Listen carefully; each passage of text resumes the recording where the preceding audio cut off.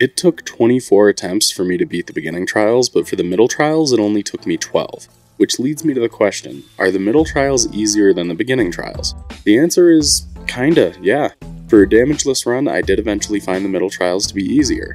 But while it took me half as many tries to complete, it still took around the same amount of time. In the beginning trials, I would usually take damage and have to reset before reaching room 10, whereas in the middle trials, I would usually reset around room 15.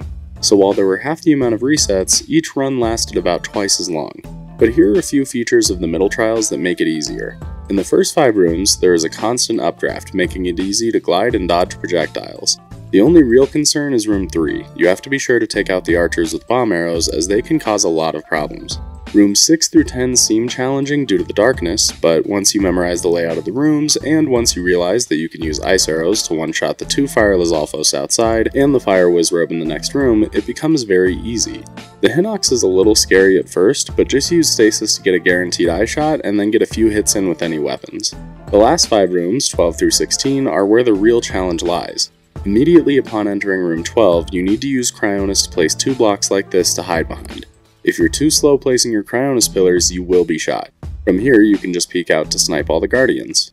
Room 13 is easy, just run around the arena dropping bombs behind you. Just be careful that they don't kick the bomb towards you. Also, if you have the Lightning Rod, it will make quick work of these enemies. For room 14, all 4 ranged Guardians will lock onto you immediately, so I recommend placing Cryonis in one of the pools to the side and then dropping into the water next to it. Your Cryonis pillar should protect you from the nearest Guardian, while the pool will block you from the rest. Now you can just pop out and snipe all 4 ranged Guardians. Then you can use an arrow to aggro one of the melee Guardians, wait for it to get close, stasis it, and defeat it with a few eye shots. It can get dangerous if you don't get 3 shots off before stasis ends. Do the same with the other melee Guardian, and you're done. Room 15 is where it gets tough. Both of these Guardians can fire a burst of lasers at you with no warning. Sometimes they will miss completely, other times they will MLG snipe you out of midair. The best strategy is to hold up a shield to block their first barrage, then set fire to these leaves as fast as possible. Now you can ride the updraft onto one of these corner platforms, crouch down, and rain down bombs on the enemies.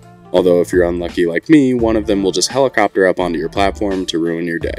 For the final Guardian in room 16, just throw everything you've got at him and use stasis frequently. He does have the burst fire attack as well, but if you run away without jumping, he will usually miss.